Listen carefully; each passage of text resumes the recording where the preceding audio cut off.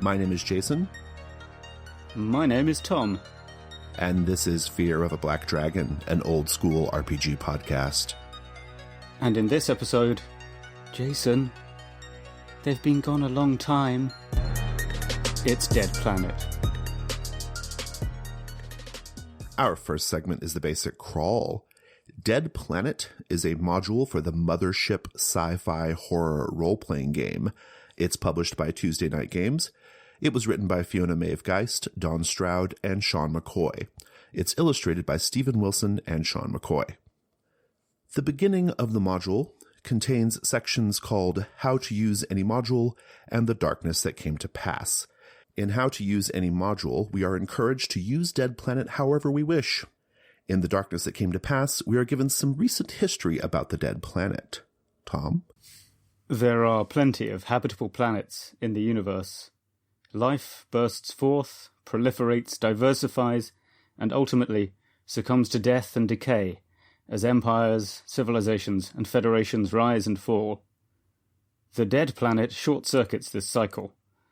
Since the surface first cooled, life has been trapped in a compulsive cycle of growth and the obsessive building of a cyclopean gate, an entryway for the gaunt, around which they revel in pure abandon, offering up sacrifices to the forces of nothingness in order to will the gate open. This section continues discussing the nightmarish parasitic gaunt a bit more, as well as a timeline of key events in the recent past, including the crash of the perennial tyrant on the planet's moon 10 years ago, the survivors of which have established a colony. An archaeological ship, the Alexis, has recovered a strange artifact, but is now floating derelict in a ship graveyard that surrounds the Dead Planet. And a military dropship, the Defiance, has crashed on the surface of the Dead Planet. From there, the module is divided into 3 parts: a short dungeon crawl aboard the derelict archaeological ship the Alexis, a small point crawl on the beggar tyrant moon colony, and then some adventuring locations on the surface of the Dead Planet itself. The section on the Alexis begins with basic information about the ship and how the creatures aboard it behave, as well as some associated tables.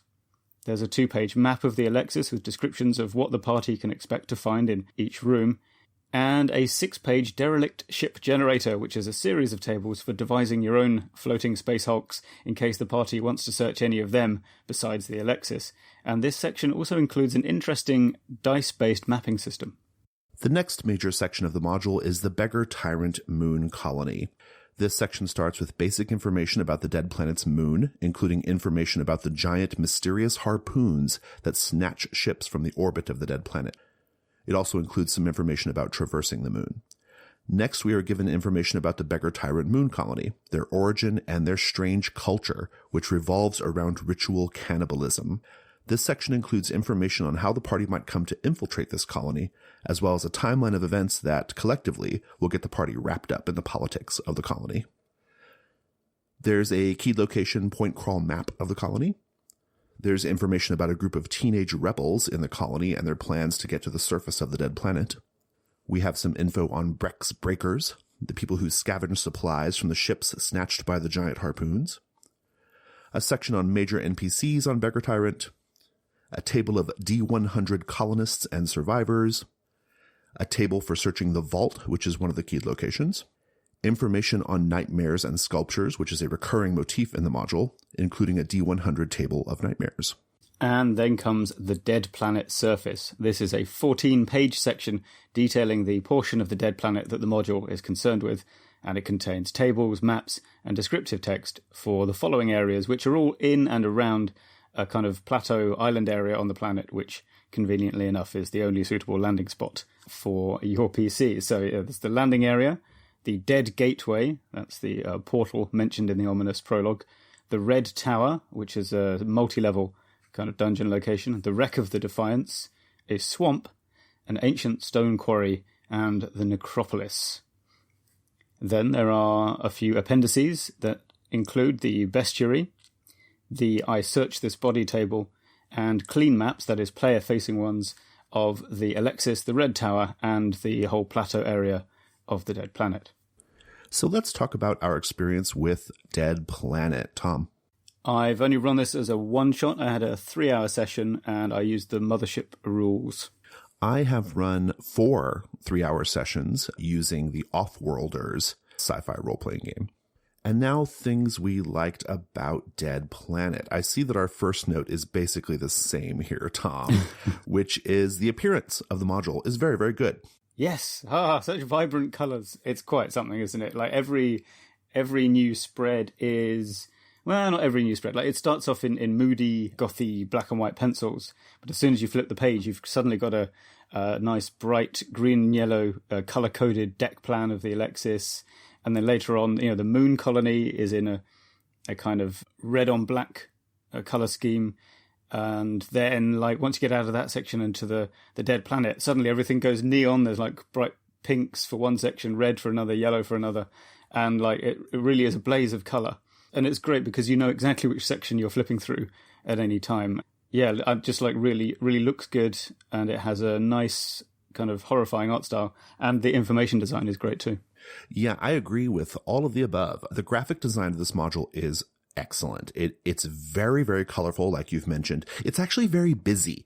Like when you look at the module, it's kind of busy, but not like in a bad way. Like you look at it and like every page has weird little sidebars and changes in fonts and typefaces and like strange little borders here and there that kind of like break things off.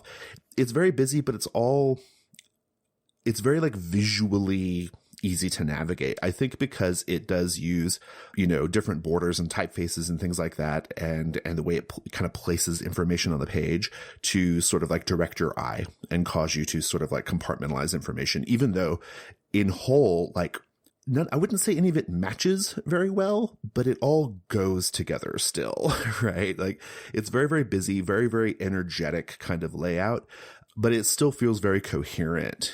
And I think it's because of the color. Like you said, I think they use color really effectively in this module to sort of tell a story. It actually reminds me a lot of Codex, our zine that we publish, which, each feature in Codex, they don't look alike at all, even down to the art styles. Like it's all different, but they have this sort of like unifying visual language through color that kind of helps like bring it all together. And I think this module does a similar thing.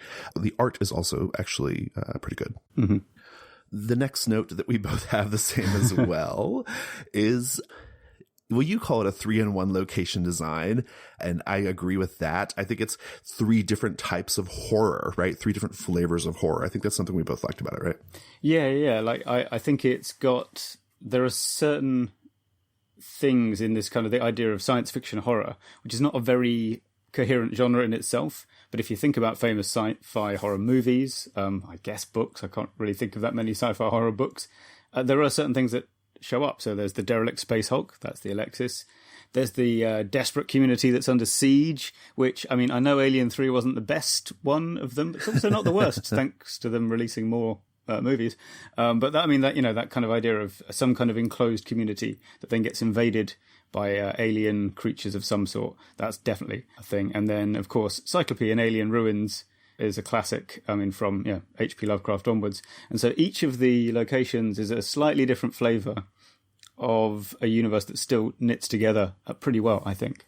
Well, and actually, the Dead Planet portion brings to mind, to me, Prometheus, right? And associated alien spin-off movies where they kind of delve into the lore of these like ancient alien races, right?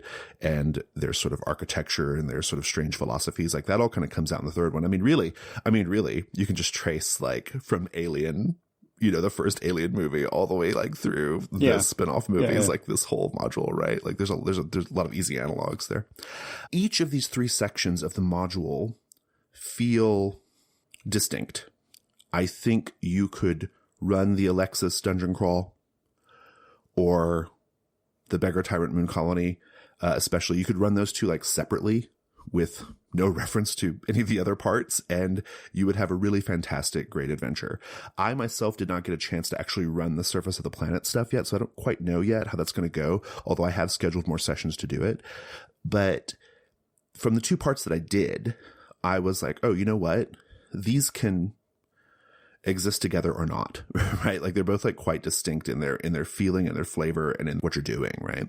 But having said that, another thing I like about the module is there are these themes and motifs that like very nicely connect through all three of them. So for example, aboard the Alexis, one of the critical moments, indeed, in some ways, if you're going to be playing all three sections, the main point of the Alexis adventure is this sort of strange, like totem-like statue that they have in the cargo hold, right? And this statue is actually a gate that these creatures called the Gaunt are teleporting into the ship from. And that statue with the teleporting Gaunt creatures is echoed later on in the Moon Colony when you realize that people in the Moon Colony are having these nightmares and are working through their nightmares by building little statues, like sculpting little statues, right? And these little statues look like the ones that are on the cargo hold, right? So there's a connection. And straight away, and this is how it happened in my game, the player characters are like, oh, like, here's the connection. I know what's going to happen here. I've seen this, right? And that gets magnified even more on the surface of the planet, right? When we see the sort of origin of it, right? And so that's an interesting thing. Also, there are motifs that are repeated throughout as well. In the Alexis, there is a moment where there is an android whose lower half has been severed off.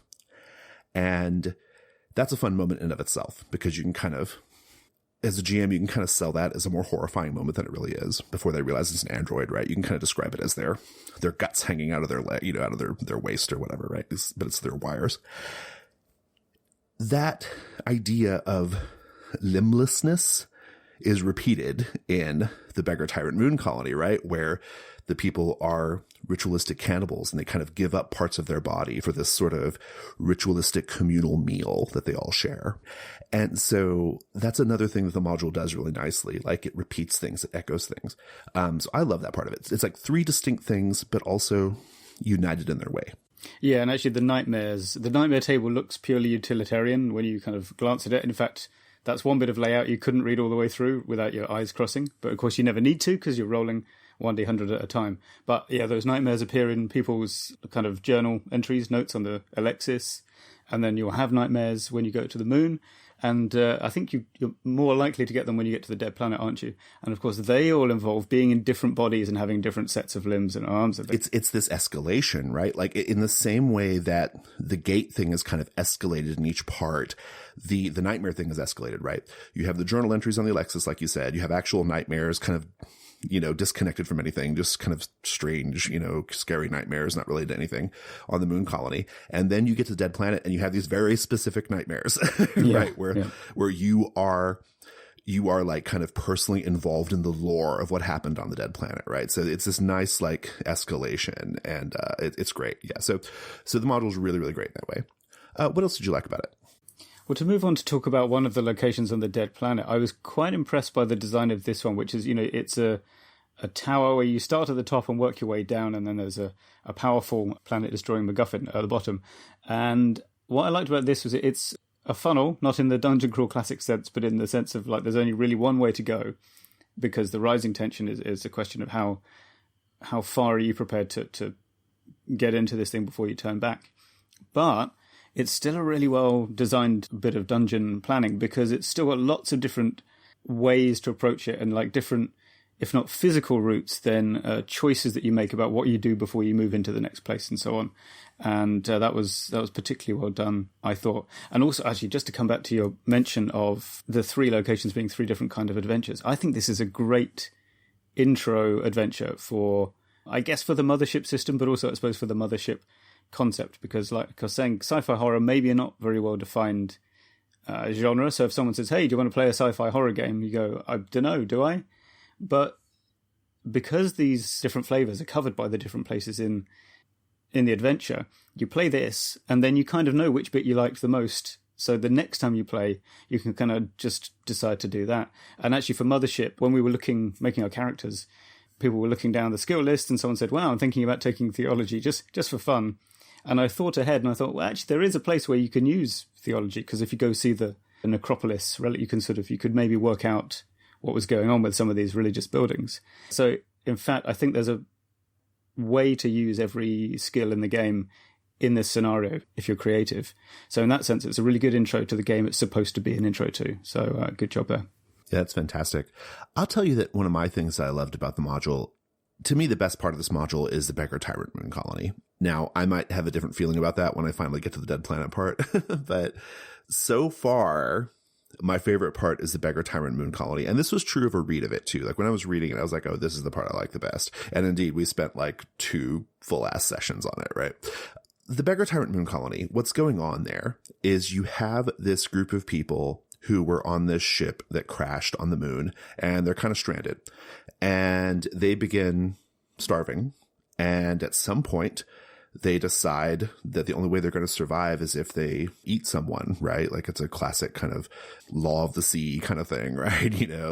We're stuck. And so they build their colony up, and what they do is, even though they eventually get another source of food, they get these goats at one point that the harpoons catch, right? Sidebar, where do those harpoons come from? The harpoons are like... I think they built them from... Did they build them? Okay, I never picked up on that in the module. But anyway, even though they eventually get this like source of food, they continue to do this ritualistic offering of body parts. And your status within the society is based on like how many amputations you have, right? And these body parts get put into this sort of communal gruel that they kind of eat, right? And so it's this very like interesting, strange culture, very ghoulish on the face of it, at least. And I love this part of the module because it has that great, interesting backdrop. There are some really great NPCs with fantastic motivations. There's a really nice, like, kind of story that the party can get wrapped up in, like the sort of politics of the colony. And I just love all that. And it really stands out because the Alexis, at least, is just kind of a standard sort of dungeon crawl kind of thing, right? But the Moon Colony is really this place where you can really get in there and do some great role playing. Anything else you liked about the module, Tom? Yeah, I think I just want to wrap up by saying this whole thing is as advertised in the how to use any module opening sequence. It's incredibly adaptable. I reckon with a copy of this and no further prep, I could right now run a kind of fantasy pirates version, just absolutely reskinning on the fly. I'm pretty confident it would still work, actually, the more I talk about it, the less confident I become. I think I might struggle with a few bits, but basically, yeah, you could do it. And I think it's really great in that way. There's so many little bits and pieces you could tear out for use in other situations. Oh, it would totally work. I mean, getting back to the Moon Colony, instead of like giant harpoons that are harpooning ships out of space, maybe this colony on an island, like, sets up traps that causes ships to wreck, right? I mean, like there's lots of ways, it's so adaptable, right? I'm going to say one more thing. I didn't get a chance to use it in my game, but the derelict ship generator is a really neat bit of tech. What it is, it's a series of tables with like, things you might be able to find on any given derelict ship that you might choose to search. And in Dead Planet, we have a whole graveyard of them surrounding the Dead Planet. It's based off some strange, dark energies that cause the ships to kind of power down and just be stuck, in orbit.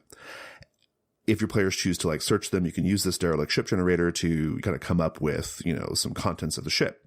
So we've got all these tables with interesting things on the tables. And then it's got this really... I mean, I hope it works. I assume they play tested it, but they've got this, it's got this like dice based like map thing, like where you have some dice and you kind of connect them up in different ways and different numbers mean different things. And that creates your ship. I thought it was super fascinating. What did you think of that just from a read? Yeah, I mean, I don't know if it's just the graphic design luring me in, but that kind of diagram of all these D6s pushed together like dominoes to make a ship. Oh, I was sold. Yeah, I was just instantly, I'm into that. It's possible that at the table it's completely impractical, but I'm definitely going to try and find out. So it's worked on me in that sense, yeah. Well, and I could totally see using it for other sci-fi games too, right? I mean, there's lots of reasons why you might be on a derelict ship, right? And so it's kind of cool. You can just kind of grab these materials and use them in whatever setting or scenario. Well, questions. Mine's a pretty basic question. Which part did you do in your one shot of the 3, and why'd you choose it versus the other parts? Okay, so I didn't choose it. That's the first thing to say, is because I realized that there was only going to be time to do one part, right? So I basically made the players as mobile as I could. I outlined, there's the derelict ships here, there's the moon base here, which you're getting some life signs from, sort of kind of hinting to them they would find, an under siege colony of some kind. And then you're getting weird radiation things from this area of the Dead Planet, essentially saying you can do the ancient planet exploration or you can do this or that. And they went to the moon first, got harpooned, landed, argued with the wreckers about whether or not they should give up their ship. And they seemed determined to leave. Now, of course, I mean, I think as written, it would probably be maybe a bit harder to sever the harpoon cables and blast off out of there. But, they shot one of the major NPCs with the ship's laser cutter, and I thought, at that point, showing enough willingness, so they just kind of blasted off and went back to see if they could find useful spare parts to fix their hyperdrive on the Alexis. So they did the Alexis bit, basically. But I decided I had to be open to kind of let them choose their own, like, whichever thing they wanted to do. In a way, I'm quite glad they didn't do the Tyrant Beggar, because I think one session would not have been enough to get all the good stuff out of that. But you could have gotten a lot of good stuff, but you wouldn't have gotten all the good stuff in one session for sure. Yeah, it's interesting because I of course like frame my adventures and things a lot harder than that, right? Like if I want them to be doing Beggar Tyrant Moon Colony for a one shot, like they're definitely doing that. Right? Like they're getting harpooned in scene 1 and being told afterwards that the ship is totally busted. They're not getting out of there. Right. So I didn't realize you kind of like let it be a little bit more organic than that. And so your players just chose that. Okay. Well, that's interesting. And I should add, I did try to show them more of the module. So they solved the problem, as they solved the problem, by, instead of nuking it from orbit, well, they used the phrase nuke it from orbit because nobody could stop quoting aliens in the whole thing. But by hurling the hulk of the Alexis at the gate on the planet where the stuff was coming from. So we got a little cutscene where I could describe the gate to them so they could at least see what it was that was causing this trouble. And they got to see like what happened when they destroyed it, but out of character.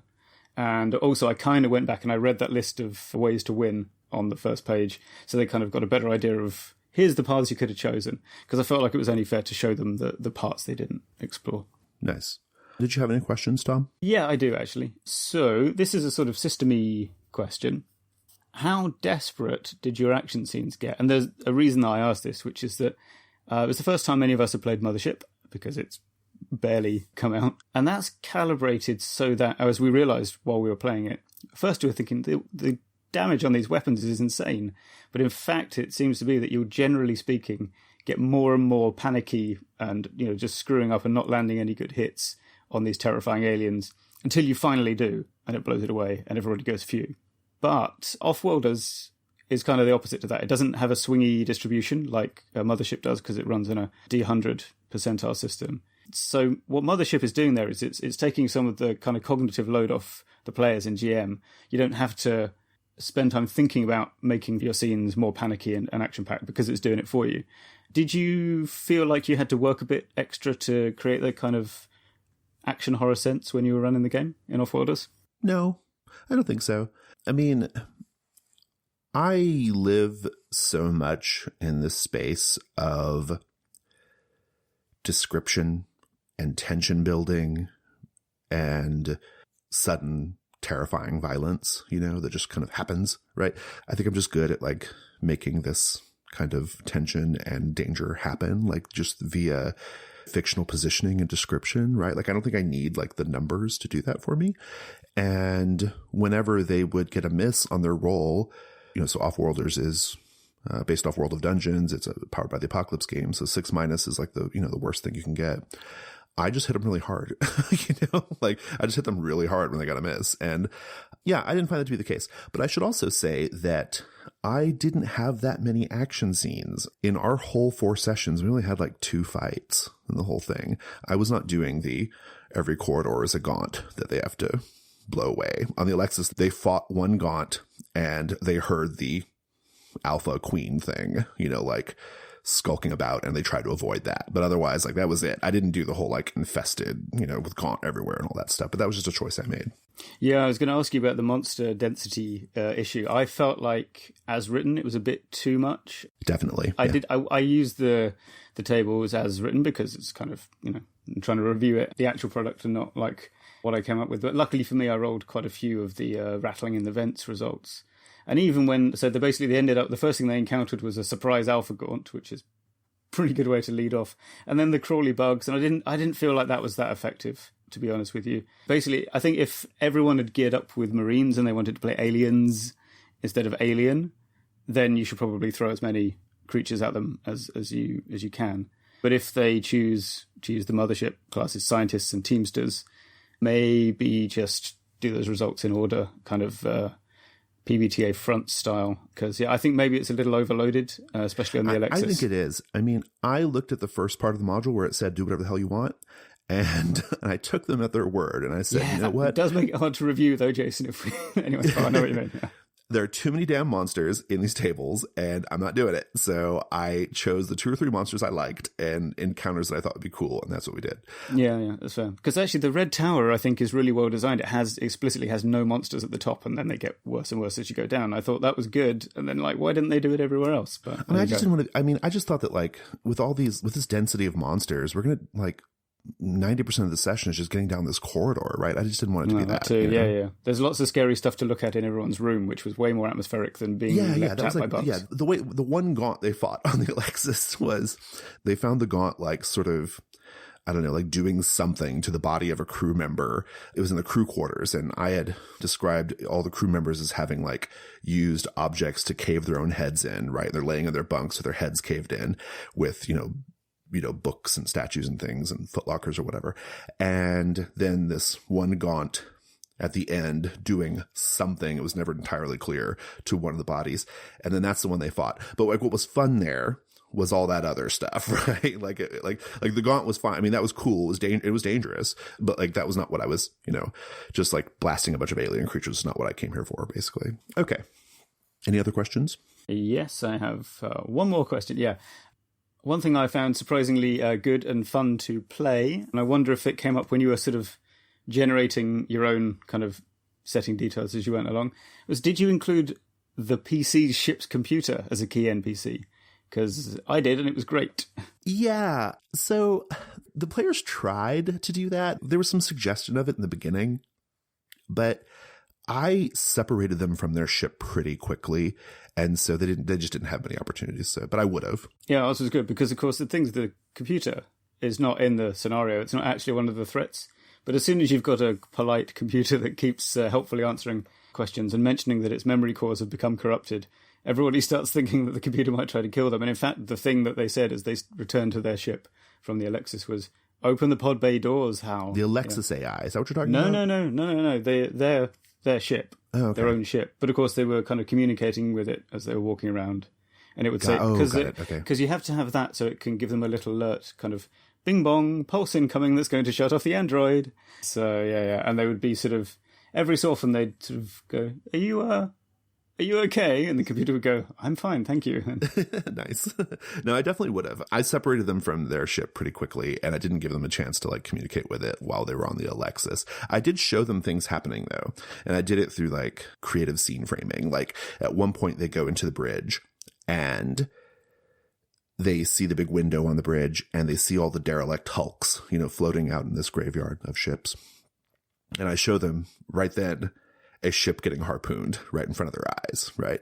So straight away, they're pinged to think about, oh shit, someone from the moon is harpooning ships. It could be our ship. It could be this ship, that kind of thing. So I tried to video game CGI cutscene style, throw in bits of information, right, that they might have gleaned from the AI, if not for that's pretty good as well. It reminds me, in fact, that the reason I wanted to include that was because I run these one-shots and it's mostly people who've never met each other before in the game. So saying to them, "Oh, what's your ship's computer like and what's its name?" is a good kind of group activity to give everyone after they've met their characters. But also, it's a great way to kind of speed up the process of getting information so they're not kind of fiddling around going, "Oh, well, I'll examine this and that." It's why don't you just ask the ship's computer and it will tell you? And then when you've got only 1 3-hour session, you kind of need to skip a lot of that stuff. So computers. Absolutely. No, that's good. That's a good trick. Yeah, I like it.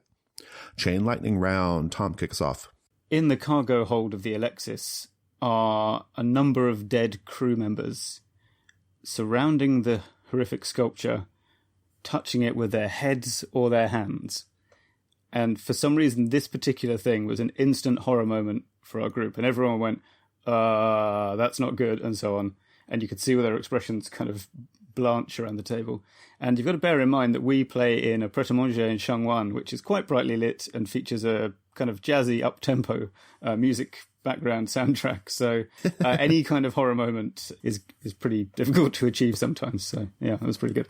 The detail about how much you have amputated your body in the Beggar Tyrant Moon Colony is equal to your status is very cool. It's very effective in the module.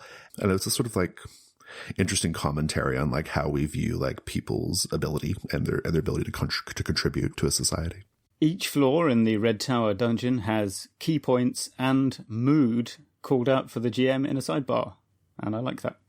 The dream sequences on page 32, which are the ones on the surface of the dead planet, are wonderfully cryptic, and they make a pretty fantastic cliffhanger stopping point, because that's where I ended my series that I'll be picking up again on the dead planet. So I just ended with them having these strange dreams where they inhabit these alien beings, and it was pretty fantastic. Yeah, awesome. Mine didn't have a chance to have the dreams, but they did read them from some people's journals, so we rolled on the table anyway. My third chain lining is that on page 2 is a kind of list of ways that you can quote-unquote beat the scenario and kind of deal with what's going on. Option 1 is this: don't just give up and die here. Tell your friends about Mothership. Nice.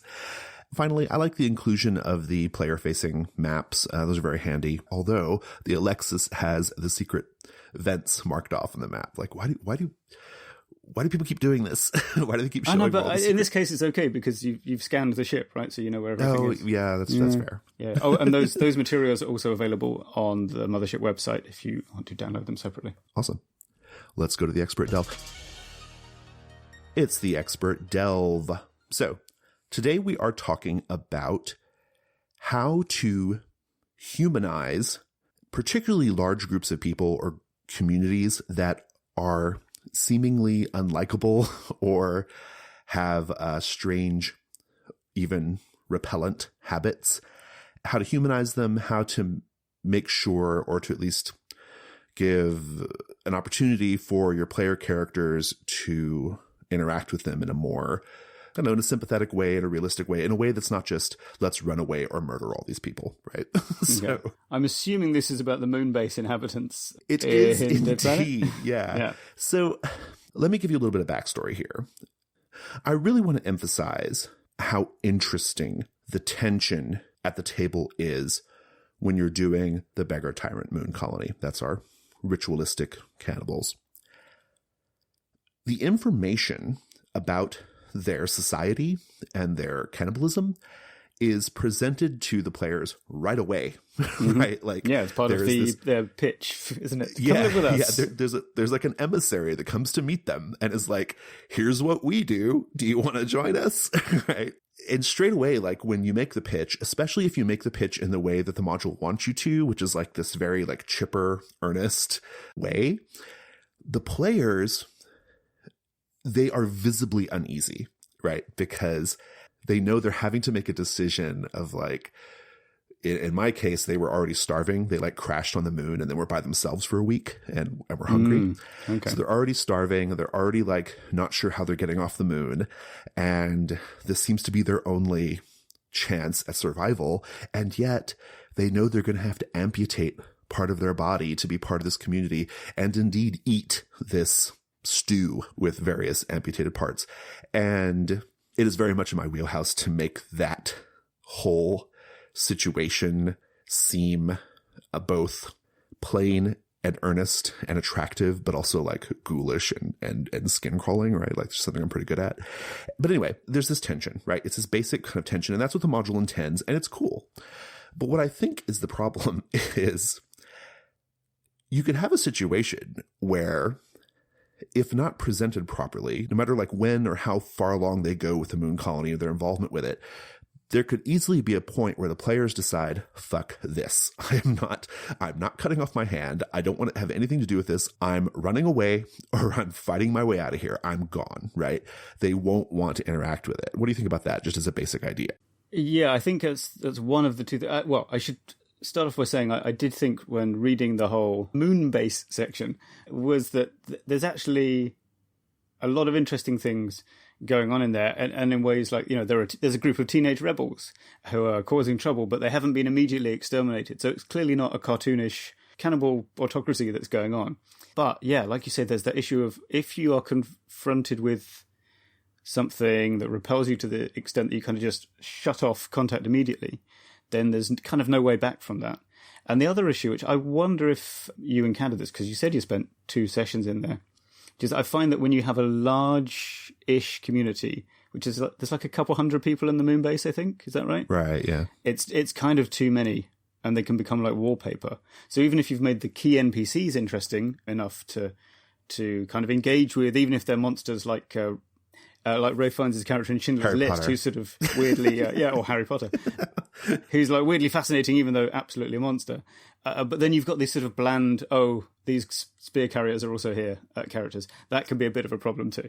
Yeah. So what did you do then to kind of keep it ticking Well, along? and also, I want to push back a little bit on this idea that, yes, the key NPCs are very interesting, but they're not necessarily sympathetic, right? John the Ripper, who is this sort of religious figure who does the amputating, he's presented as a horrifying character, right? Like, he's got a fucking gas mask on, like, he's a religious zealot, and he wants to be played in this kind of creepy, skin-crawly way, right? He's probably the exception. Everybody else seems a little bit more normal as far as the major NPCs go. In my experience, or in my playthrough of it, there are lots of opportunities for the players to peace out, right? As far as like these other implied NPCs or like these NPCs who may or may not have a personality of their own, I think I want to get into some of that because I think some of the stuff I have to say is going to address that. So at the outset, though, I think it's a common problem in fantasy gaming. Like, why should the player characters care about this community of people or this clutch of creatures or whatever beyond just wanting to murder them or run away from them, right? I mean, now strap in here for a minute. I want to talk about that, I think maybe apocryphal, because I've never been able to find the evidence of it, story or idea in fantasy gaming where players are presented with a clutch of goblin children, right? And Oh no. it's supposed to be this big moral dilemma of, well, do you kill the goblin children? They're children. Do you still kill them? Right? Like that's a thing, right? We've all been there. We've all seen the endless internet arguments about this. People get really, really bent out of shape about this. Do you murder the goblin children question? And I think the reason why is because it's kind of a dumb question and it's positioned in a stupid way. I think it's patronizing as hell, for one thing. I mean, the player characters have been murdering all these fucking goblins because that's what the game wants them to be doing, right? Like, they are fully incentivized to kill all the goblins. And the thing that's supposed to stop them is the fact that they're kids. I mean, just that simple, that like that's the only emotional appeal is they're children, so that should be enough. I mean, am I making sense there? Like, it just seems so stupid. Yeah, it's a bit of a dumb gotcha. It's sort of like that, right? Yeah, you know, sometimes you get these educational, like browser-based games or board games that sort of do here you are having fun doing a thing. Aha, you're actually doing this thing. Don't you feel bad now? And it's sort of, well, maybe, I don't know. It's not a question posed in good faith. So yeah, exactly. Yeah. That's it. It's a question not posed in good faith. That's a perfect way of putting it. It's completely unnuanced, right? Like we go from like, these creatures are not worth, their lives are worth nothing, let's murder them, to, oh, well, but these are kids. So, you know, like it's dumb, right? So imagine, though, how much more interesting it would be if we gave a fuck about the goblins as a race of people with their own complex inner lives and culture, right? Then you're starting to get into more interesting questions and more interesting territory. If you understand the goblins to be a whole interesting people, then you can actually start to have you can start posing interesting questions, and you can really start to think about the violence that you inflict upon them, right? And I'm not going to go into the whole philosophy of role-playing games, that fantasy role-playing game is all about colonialism and all that stuff, right? Because honestly, I find those conversations somewhat exhausting. But I think there's still something there to be said about, like, you can really enrich the experience and heighten the tensions and the drama and the stakes if you care about the goblins, right? So that's my table setting for this, all right, for this whole question of humanizing groups of people who are maybe not so sympathetic. I think what I want to do here, Tom, is I'm just going to work through the Beggar Tyrant Moon Colony portion of this module and how I read it and how I decided to present it to the players. And hopefully in that, you will have some keen, witty insights. We can only hope. about the process. And hopefully players, or listeners rather, will be able to take something from it, like that they can apply to either their games of Dead Planet or to complicated, problematic groups of people in their gaming writ large. So what I did, and I spent not a huge amount of time, but I definitely was reading the module with an eye for this. What I did was I took what I deemed to be the major cultural and social elements of the colony, and I kind of pulled those out, and I said to myself, how can we go deeper with this?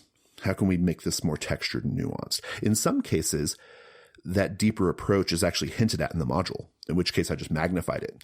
In some cases, it's very, very apparent in the module. Like you said, with the rebellious teenagers, I think they're the most like fully formed, interesting group in the Moon Colony. And so those major elements to me were ritual cannibalism, the idea of living in incredibly crowded space because the colony's underground and they don't have a lot of room, the rebellious teenagers, and this idea of nightmares and how the colony deals with nightmares. And in fact, in my notes here, I've decided to actually collapse crowded spaces with the nightmares because I think the way it played out in my game is they were sort of like connected. So ritual cannibalism. I think when you're dealing with a group of people who have very fucked up traditions, particularly traditions of a religious nature, I think what you want to do, and indeed what I did do, is you want to present them as simply and earnestly as possible. I think that's really, really key. The Moon Colony would play out differently if you leaned in too heavily to the horror of what they do. I think presenting it as, well, this is just our religion. This is just our tradition. This is what we do, automatically puts the players on their back heels a little bit in terms of like how they perceive this. What do you think about that just at the outset? I think that makes sense. And if that's what they do when they present this is how you get in, you've got to chop off your hand or chop off something. And it's not weird to them and it is weird to you. Actually, I guess I should probably jump in here and say, I don't think if we'd done the moon section of the adventure, that it would have been quite as weird to our table, because of course I run a game in Hong Kong, which is largely ethnically Chinese, and there's a recurring thing in Chinese culture of filial cannibalism, wherein as a sort of extreme expression of filial piety, when there's an ailing parent or grandparent, the children will kind of put their own body parts, like a bit of a thigh they'll cut off, or sometimes an eyeball, into a soup as a kind of last-ditch medicinal thing, and give it to them. And this is like, it's not common, but it's a known thing, and it's kind of cropped up even in recent years.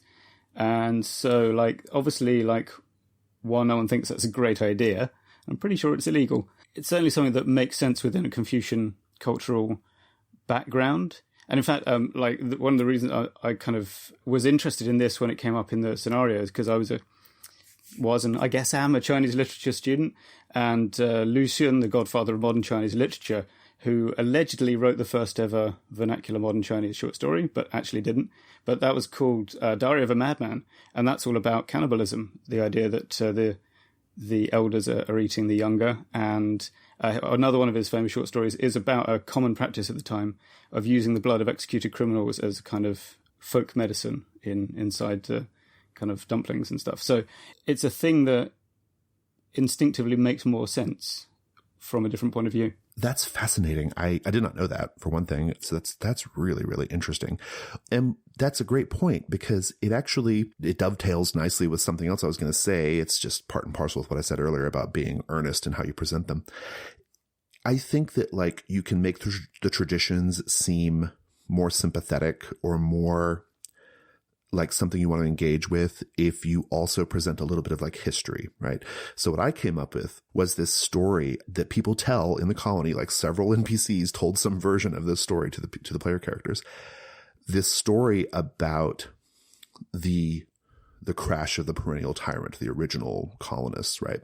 Now, I should mention that in the module, this happened just 10 years ago. I actually expanded that out a little bit because I wanted to go kind of deeper with the history and the lore of these people. And so I actually made it like a kind of a generational thing. I was like, this is like the last generation, right? I just thought that was more interesting. Again, going back to the advice in the beginning that you should manipulate it and tear it apart as you wish. So they told this story of like the desperate circumstances of those original people who crashed on the moon with an almost sort of like reverence. They talk about the first guy who held out his arm to his starving shipmates and said, "Well, have at it, boys." Like, you know, like that story that they tell each other goes a long way toward, you know, it doesn't minimize the ghoulishness of what they're doing to the players, and maybe not even to the player characters, but I think it definitely like enriches it, right? And makes it like more interesting. Yeah, and it presents it as something that originated as a positive, well-intentioned thing. And I should mention, by the way, in case any literati are screaming at the podcast now, is that Liu Xun, of course, was very much against traditional Chinese culture. And the point of those short stories was that it was terrible and was eating people. Interesting. But that was the thing. And then the thing in the scenario, of course, is that the voluntary amputation and cannibalism is not necessarily, strictly speaking, a bad thing, except maybe for medical reasons. But of course, the sinister undercurrent is that it's not always voluntary, and that's right. Yeah. the thing. Right? Yeah, yeah. Well, and that's the thing. You can make this tradition of the moon colony more sympathetic without reducing the horror of it, right? Like, it's still horrifying, right? Like, I would have some of these NPCs like casually refer to, they would say something like, you know, they would always ask. So my player characters got to walk around for a day before they gave up a piece of their part. It was almost like they're checking out a timeshare or whatever, seeing if they want to stay. You know? Yeah. And one thing that like every NPC, from the lowliest person to like the highest person, every NPC asked them, "Well, so what are you going to give up? Like, what are you going to amputate? Like, what are you going to nominate? What are you going to choose?" And that conversation, like, it makes it seem like more of a normal part of their lives because they all ask it. But it's also still scary, right? Because some of the NPCs would be like, "Well, I hope you give up an ear because ears they lend a nice gelatinous quality to collagen." Yeah, exactly, right. So it was stuff like that, right? So it's still scary, it's still horrifying, but you can give it nuance, you can give it texture, right? One of the things I chose to do was I wanted to show within the moon colony how this tradition actually permeated other aspects of their culture. And bear in mind, my version of the moon colony was older than 10 years. But one of the things that we did was I chose to emphasize like sexuality and kink as it relates to this tradition, right? And so whenever people in my version of the moon colony would be courting each other, they would engage in this kind of like private fetishistic eating of their paramour's pinky finger, just the tip, as one NPC said, which is probably my proudest moment in all of tabletop role-playing games. I wish you could all see Tom's face right now, listeners. But you see what I'm saying? That was one of the things the players told me afterwards. They were like, that was such a great detail because it instantly showed how like this was more than just a ghoulish tradition. This was their culture, right? Like, this was the culture of these people. And who are we to go judging their culture? They did. Yeah. But they at least asked the question, who are we to judge these backwards idiots and their stupid culture? Precisely, right. Yeah.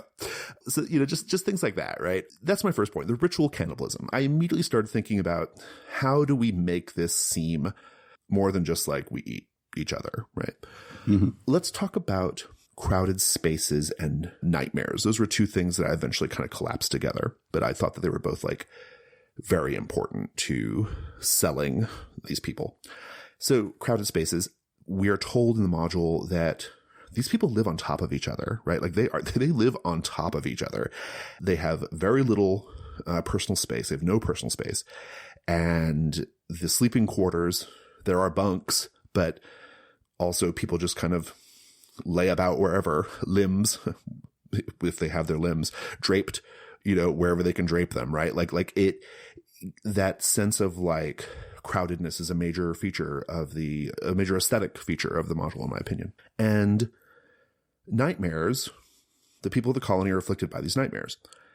What I thought was interesting was the cross-section of the nightmares and the crowded space. And how could I use those two things to further show the humanity of these people? So one of the things that the module tells us is that there's this sculpture garden, and the sculpture garden is a place that is a sort of therapeutic space, right? Where people who are afflicted by the nightmares can go and work on these sculptures as a way of exercising and working through the trauma of the nightmares.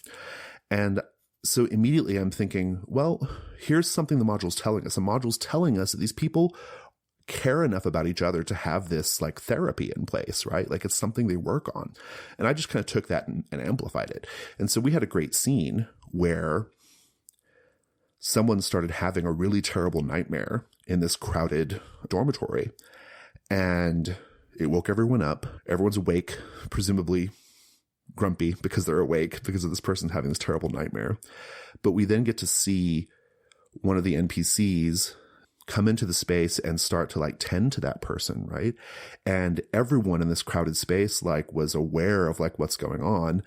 They themselves are probably afflicted by the nightmares from time to time. And we got to see them like collectively helping this person who is suffering from the nightmares, right? Even though they themselves were like in a position to where they should be like extremely angry, right? Their humanity and their kindness kind of came forward, right? And so that was really great. And again, it was just this really fantastic way of making this group of people seem like a multifaceted whole group of people, right? And a simple thing, an easy thing. And then I guess rebellious teenagers is the last thing I want to talk about as a thing that really stuck out to me in this part of the module. So we have in the module this group of teenagers who have only ever known, or at least all they can remember, is the moon colony, right?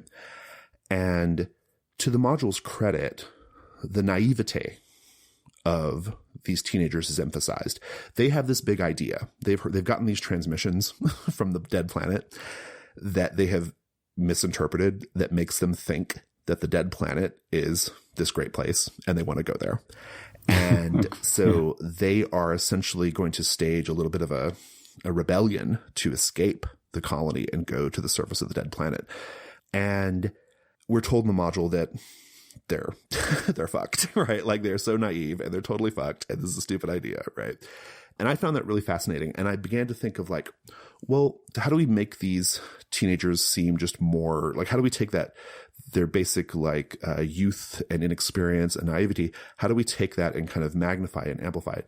And so what I did when I had the players interacting with not only the principal NPC in that group, Dean, but also his companions, I had a lot of like, there was a lot of like puppy love going on, right? Like some of these teenager characters were very, very fascinated by the player characters. We're told in the module that they are entranced by this concept of personal space because they don't have personal space. They've only heard about it.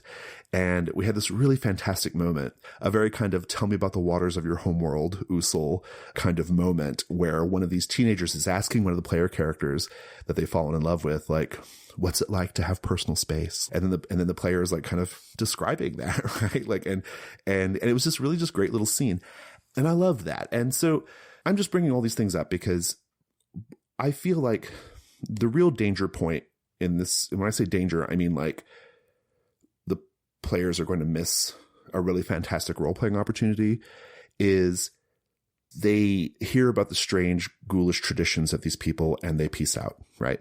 And I felt a lot of pressure when I was reading the module to really want to avoid that, to want the player characters to interact with these people, and humanizing them was my major thing there. Yeah, I mean, I think one faction we haven't mentioned from the Moonbase is Brecht's Breakers, who are the ones who kind of live outside in the junkyard. Right. And yeah. I think they're very interesting. They can be an entry point. If you don't get harpooned, you can sort of meet those guys, or if you do, in fact, you could meet those guys first. And I think especially they make a good contrast with the teenage rebels, because the teenagers are kind of outsiders in the sense of the way they think, but they're trapped inside the Moonbase and they're not allowed out.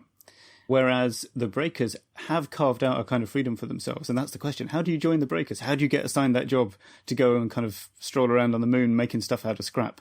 So those guys have made some freedom, but it doesn't really get them anywhere. They're still on a tether, basically. They're like, 60 kilometers outside the base. Right, yeah.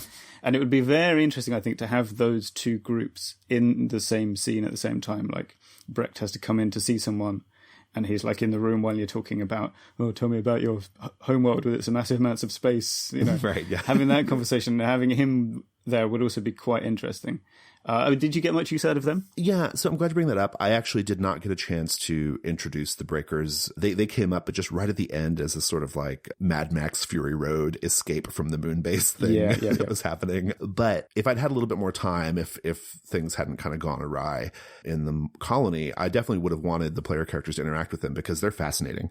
According to the module, just the way they're perceived by the rest of the colony tells you a lot about the colony, right? The Breakers, they don't have to give up much to the communal meal. They maybe a finger, an ear, something like that, right? They're allowed to have most of their limbs because they need them, right, in order to do their work. And it's implied that the people of the colony like kind of envy them, but also pity them, right? And that combination of like envy and pity is fascinating to me, right? Like what a fascinating space to play in, right? And indeed, when I was making my initial notes in the module, I also made some notes about that. That would have been my other area if we had gotten to it. This sort of like push and pull between the envy versus the pity that the people of the colony feel about the Breakers and how the player characters interact with that. Well, so that's all I wanted to say about it. I just wanted to kind of, listeners, tell you what I did, show you what I did. If there's a takeaway you want here, take a look at the strange, maybe horrifying group that you want the player characters to interact with and not just run away from or kill, and find whatever little bits of interesting cultural texture is available to you, and then just think of ways to like magnify it. That's basically what I'm getting at here. Let's go to companion adventures.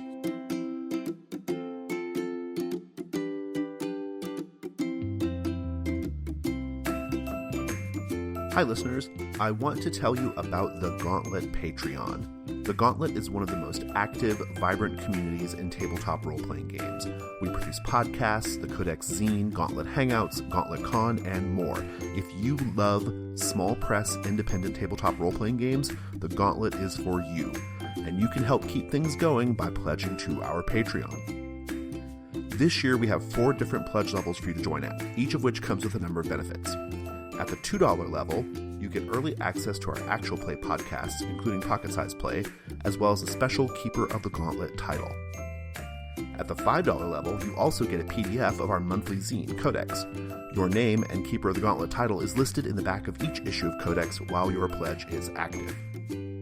At the $6 level, you also get access to the Gauntlet Slack group, which is the heart of our community.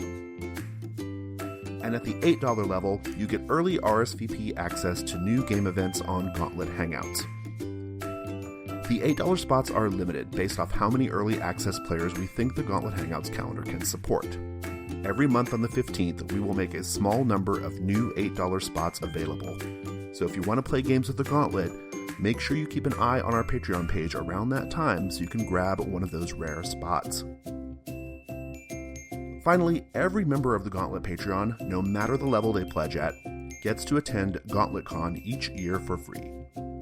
GauntletCon is our incredible online gaming convention with over 200 game events and panels, competitions and prizes, and our bumpin' GauntletCon Discord server. Folks, we can't do all this awesome stuff without you, so go check out our page and please consider pledging. We're at patreon.com/gauntlet. Thanks.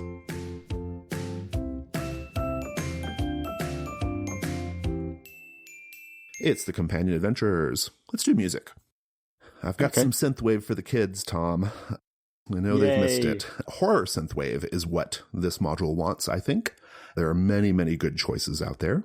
My choices for today are The Infernal Schism by Hexencraft and Roboroar by VHS Glitch.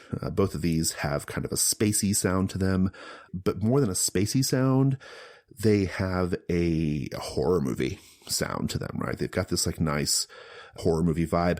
The Infernal Schism in particular has these really nice like beats that match up pretty closely to the events of the module, right? Like the kind of like slow in some parts and kind of intense in other parts. All right. I've got not horror, but I think for stepping onto the Alexis and exploring it as it floats around, you would do well with Fur Alina, a solo piano piece by the Estonian composer Arvo Pärt. It's quite, maybe melancholy, a little bit lonely sounding, and lots of plinky piano sounds that will echo down the metal corridors of your spacecraft. Nice.